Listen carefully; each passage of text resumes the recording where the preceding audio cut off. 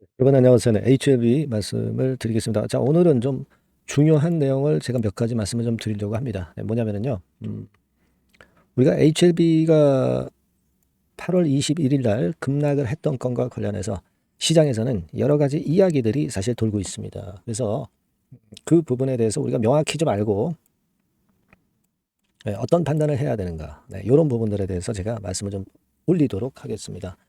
음, 먼저 그 유한양행 건과 관련해서 제가 말씀을 좀 드릴 거고요. 그리고 여러분도 아시다시피 간암 1차 치료제 경쟁자인 옵디보 여보이건에 대한 말씀입니다. 그래서 이 유한 때문에 낙폭을 크게 보였다. 그렇게도 볼 수 있고 옵디보 여보이건 때문에 간접적으로 영향을 받았다. 막 그렇게 볼 수도 있어요. 그리고 또 한 가지는 생물보안법과 관련해서 영향을 받은 거 아니냐? 뭐 이런 얘기도 있을 수 있습니다. 이거는 별 아닌 걸로 저는 봅니다만은 이런 부분들에 대해서 우리가 생각해보는 시간을 가져볼 거고요. 그리고 여러분들이 궁금해하실 수 있는 클래스 1, 2에 대한 말씀, 네, 그거 추가적으로 드리도록 하겠습니다. 그래서 지금 그 우리가 8월 21일 날 급락했던 배경을 알고, 그리고서 앞으로의 그 투자 판단에 응용을 잘 하시는 것이 무엇보다 중요할 것 같아서 이런 그 중요한 부분에 대한 말씀 잘 드리겠습니다. 네, 오늘 꼭 경청을 해주시고요. 영상 후반부에는 대박주도 말씀을 좀 드릴 거고요. 여러분들이 문자로 HLB 좀 많이 격려를 해주세요. 네, 응원 문자 많이 보내주셨으면 좋겠습니다. 자, 그럼 제가 말씀을 HLB에 대해서 드리는데, 자, 우리가 제가 이전 영상에서도 잠깐 빠르게 말씀을 드렸지만 유한양행은 시총이 지금 HLB보다 낮아요. 그죠? 그리고 HLB가 10조 정도 되는 그런 상황이잖아요. 그러니까 유한이 FDA 승인 받았는데도 지금 HLB 승인을 못 받은 HLB가 더 시총이 높은 건 말이 안 된다. 요거는 제가 말씀드렸지만은 가장 중요한 거는 이 영업이익률의 차이라고 볼 수가 있다. 이렇게 말씀을 드렸어요. 그만큼 판매, 유통, 개발 이것을 모두 하고 있는 HLB하고 엘테라죠, 엘테라. 그죠? 그리고 기술 이전 효과를 이용을 해서 오스코텍으로부터 기술 이전 받아가지고 유한양행은 그것을 얀센에 팔고 이런 식으로 뭐 말하자면 이제 어떤 유통을 통해서 좀 FDA 승인을 받은 듯한 그런 느낌. 이런 기업하고는 아무래도 영업이익률에서 엄청나게 차이가 진다는 겁니다. 그죠? 그 부분 제가 골자를 말씀드렸어요. 그러니까 당연히 HLB가 시총이 당연히 높아야죠. 우리가 이익으로 생각을 해야 되죠. 그러니까 유한은 안전한 회사예요. 꾸준하게 여러 가지 로얄티라든가 마일스톤이라든가 이런 건에 대한 기대를 갖고 가는 겁니다. 그게 계속 들어오니까 꾸준한 맛은 있어요. 네. 하지만 실제로 손에 쥐는 거는 영업이익 같은 경우는 HLB에 몇 년 후에 2, 3조 정도의 영업이익이 훨씬 못 미친다 이거예요. 아시겠죠? 그 차이. 그래서 유한양행의 영향을 8월 21일 날 받기는 했지만 우리가 FDA 승인을 받아가지고도 유한양행이 흔들리니까 그 영향을 받기도 했지만 HLB가 그렇다고 해서 주눅 들 건 없다. 이런 말씀을 처음 이제 말씀을 드리는 거고요. 자, 그 다음에 두 번째로 드릴 말씀은 옵디보 여보이가 간암 1차 심사에 들어갔습니다. 자, 그래서 이 경쟁자 아닙니까? 그죠? 네, 경쟁자입니다. 간암 1차 치료 적응증 심사에 들어갔어요. 그래서 이것의 결과가 이른바 처방의약품 신청자 수수료법이라고 하죠. PDUFA. 그러니까 허가를 받느냐 안 받느냐의 날짜가 4월 21일입니다. 내년. 자, 그러면 우리가 지금 리보캄넬리주맙하고 그 격차가 굉장히 좁혀지는 거예요. 그죠? 격차가 굉장히 좁혀지는 겁니다. 지금 리보캄넬은 CRL 받아가지고 클래스 1이라 봐야 11월 달 승인. 그리고 클래스 2면은 내년 3월 승인. 이런데 지금 격차가 거의 비슷해지는 거 아닙니까? 그러니까 어떻게 보면 이 재료가 8월 21일에 HLB의 주가 급락에 영향을 주지 않았느냐. 그죠? 이거 옵티버 여보이 같은 경우가 엄청난 그 경쟁자 아닙니까? 그죠? 네. 자, 그렇습니다. 그래서, 야, 이거 중국 기업이라 이게 중국 기업이 껴있다고 리버캄넬리주맙은 이렇게 찬밥인가 이런 생각도 들고. 그러니까 여하튼 경쟁자가 그만큼 한참 그 리버캄넬리주맙에 뒤처져서 허가를 받을 것으로 예상이 됐던 옵티버 여보이가 이렇게 빨리 허가를 받게 되면은 그러면 경쟁이 엄청 심해질 거 아니냐. 네, 이런 논리로 볼 때 우리가 그것에 대한 급락이 8월 21일에 나오지 않았느냐. 네, 이런 생각을 안 할 수 없습니다. 그래서 뭐 물론 그렇게 허가받기가 쉬운 게 아니잖아요. 지금 뭐 천하의 리버 캄넬리 조합도 CRL 받았잖아요. 경과 과정을 좀 봐야 되겠죠. 하지만 뭐 이 부분이 좀 많이 크게 작용을 하지 않았느냐. 우리가 사실 객관적으로 볼 때는 그런 생각도 없지 않아 듭니다, 여러분. 앞으로 뭐 이런 건들에 대한 여러 가지 부분을 우리가 다 잘 살펴봐야 될 것 같다. 이런 말씀을 좀 드리고 싶고, 그다음에 세 번째로 그 생물보안법권에 관련된 말씀입니다. 즉 이제 미국 생물보안법 입법이 가속화돼서 중국 바이오 기업을 누르겠다는 얘기죠. 중국 바이오 기업을 누르겠다는 건데, 근데 CDMO 기업을 주로 누르는 건인데 이게 말이죠. 또 혹시 중국 캄넬리주맙 이쪽하고 연관이 혹시 되지 않겠느냐 이런 좀 막연한 불안감이 좀 있어요. 9월 말에 표결이 있습니다. 이게. 그래서 이제 이런 것들이 좀 부담을 주지 않느냐 이렇게 생각이 되지만 엄연하게 엘레바는 미국 기업입니다. 엘레바는 미국 기업이고 제조만 중국 기업에서 하는 거예요.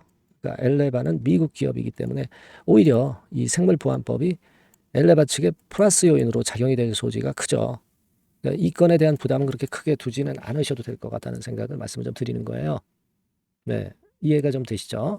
그거 그래서 말씀을 좀 드렸고, 그리고 여러분 재심사 서류를 이제 집어넣게 되면은 클래스 1인지 클래스 2인지 이게 바로 결과가 나올 것이다.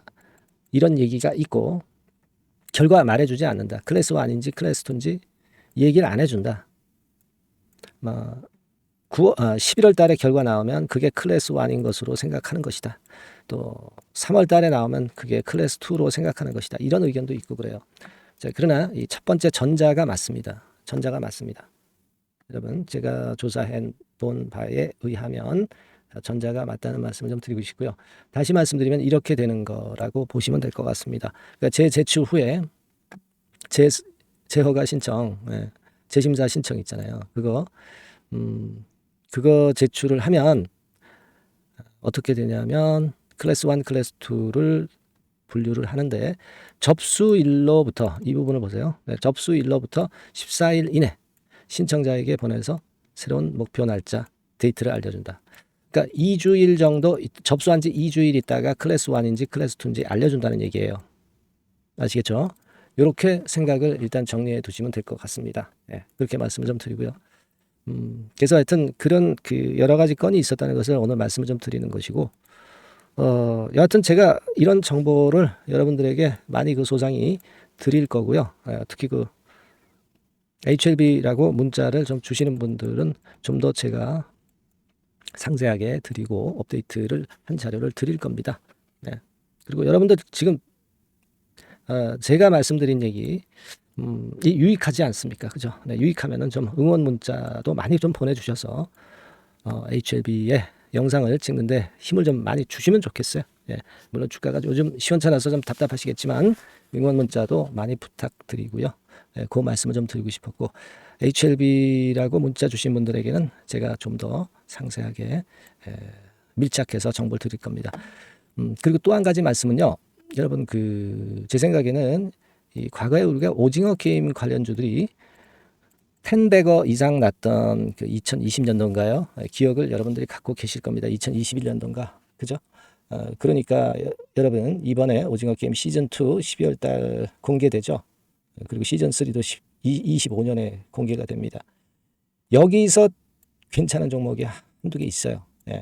요걸 딱 잡아가지고 여러분들 끌고 가시면 꽤 많은 수익을 줄 것 같아서 추천주를 좀 드릴 겁니다. 그러니까 오징어라고 문자 주신 분에게는 그 타이밍과 종목명 해가지고 끝까지 매도하실 수 있도록 많이 제가 힘써 보겠습니다. 오징어라고 꼭 문자를 주세요. 요거는 여러분들 HLB 이외에 한번 해보심직합니다. 그렇게 말씀 좀 드릴게요. 아시겠죠? 자, 그리고 대박 종목 말씀드린다고 그랬죠? 요거 말씀드릴 테니까 말씀 잘 듣고 대박도 내보세요. 지금 말씀드리겠습니다. 대박 좀 말씀드립니다. 자, 요즘 시장이 상당히 힘들기 때문에 여러분들이 테마주를 따라서 뭐 개별주를 한다 하더라도 미리 그 테마를 알고 들어갔다 하더라도 주가가 먼저 많이 밀리고 나중에 반짝하는 경우가 많아요. 그러니까 이 중소형 개별주도 쉽지 않고, 그렇다고 해서 이제 대형주 섹터를 들어가 봐도 되게 뭐 2차 전지, 반도체 뭐 이런 쪽들 매매해서 수익을 내기가 상당히 힘듭니다. 그러니까 이런 때에는요, 저평가된 종목을 매수해서 대박을 내는 것이, 그것이 지금 이런 타임에는 상당히 저는 맞다고 봅니다. 근데 그냥 저평가만 됐다고 해서 이런 종목만 우리가 국한해서 하는 것보다는 성장성까지 겸비한 종목을 매수를 하는 것이 필요합니다. 사실 이게 이율배반적이기도 하지만 이거 두 개의 성격을 다 겸비한 그런 종목이 있어요. 이 종목을 제가 한번 찾았는데요. 그래서 오늘 말씀드릴 종목은 저평가주이면서도 성장주입니다. 자, 목표는 되게 우리가 과거 시세 대비해서 이제 막 생바닥에서 올라가는 것이기 때문에 되게 더블 내지 세 더블 정도, 요 정도 가야 이제 매물이 있거든요. 그 이전까지는 매물이 없어요. 그래서 목표는 이렇게 잡아볼 필요가 있다. 이렇게 말씀 좀 드리고 싶고요. 섹터는 여러분들 이미 올라갔다가 많이 올라갔다가 내리는 종목들, 이런 것들은 반등을 주고 더 밀려버리는 그런 속성이 있기 때문에 제가 볼 때는 좀 신선한 쪽에서 섹터를 구하시는 게 더 좋아요. 그래서 조금은 최근에 아주 크게 오르지 않았고 이제 막 올라가기 시작하는 이 엔터테인먼트 섹터 중에서 하나 선택을 해봤어요. 주가 수준은요, 적당한 수준이죠. 10,000원 내지 한 30,000원 그 사이에 있습니다. 그리고 요 종목이 아주 등치가 작은 중소형주는 아니에요. 하지만 유보율 같은 경우도 한 3,000 내지 5,000% 정도 있는 생바닥에서 이제 막 올라오는 종목, 약간은 이제 대형주 성격에 가깝다고 봐야 될 것 같아요. 하지만 탄력이 있을 겁니다. 지금 말씀드린 유보율 같은 경우도 확실하고 재무구조가 뭐 확실하죠. 재무구조 확실하지 않은 종목은 제가 추천 안 합니다. 유동성 현금, 그러니까 단기간에 현금을 만들 수 있는 유동성 현금이요, 여러분 한 3,000억 내지 4,000억 정도 있어요. 이 얘기는 괜히 그 괜찮은 종목이다 하더라도 쭉 올린 다음에 증자해버리는 경우가 많잖아요. 그래서 주당 주식 가치를 희석화하는 경우가 상당히 많거든요. 그럴 리스크가 없다는 얘기예요. 그죠? 그런 부분입니다. 유동성 현금이 이 정도로 많아요, 여러분.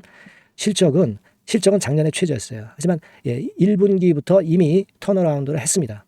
그러니까 우리가 주식을 선택할 때 실적이 증가하는 기업도 좋지만 과거에 안 좋았다가 또는 실적이 최소치를 찍었다가 그 다음에 이제 실적이 높아지는 종목, 이런 턴어라운드성 종목들이 큰 대박 시세를 내는 경우가 많습니다.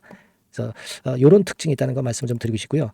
퍼 배수, 우리가 이익을 측정하는 퍼 배수가 6배에서 10배 사이에 있기 때문에 지금 실적이 올라가기 때문에 이거 퍼 배수는 상당히 크게 증가할 수 있어요. 되게 이 섹터가 속한 기업의 평균 퍼가 뭐 좋을 때는 50배까지도 올라왔었어요. 되게 한 20, 30배 정도는 갑니다. 근데 지금 퍼가 6배 내지 10배라고 한다면 더블 내지 3더블을 분명히 보일 가능성이 높다, 이렇게 봅니다. 그리고 자산 가치로 따져서도 PBR이 한 0.5배수 내지 0.9배수거든요. 근데 이게 자산 가치가 지금 이 정도면 굉장히 저평가입니다. 왜냐하면 우리가 자기 자본 수익률 같은 경우 되게 20 내지 뭐 50%까지 갔던 종목입니다. 그렇다고 한다면 PBR 수준이요, 2배 내지는 5배 정도까지도 PBR 수치가 더 올라갈 수 있는데 이제 0.5배 내지 0.9배수라는 얘기죠. 이런 종목은 여러분들이 꼭 놓치면 안 돼요. 매매 기간은 한두 달 후 정도의 시세 분출을 기대하는 겁니다. 그러니까 미리 사는 거죠.